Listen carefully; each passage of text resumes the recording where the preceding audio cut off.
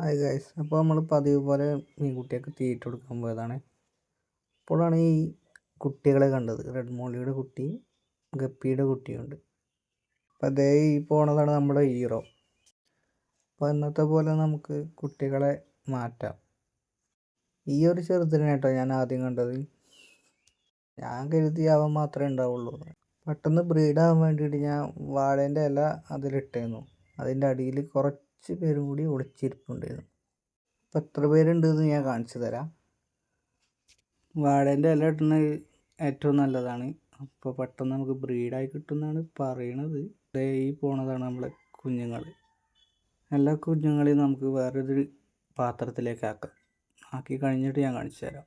അപ്പോൾ അത്രയും കുഞ്ഞുങ്ങളാണ് നമുക്ക് കിട്ടിയത്.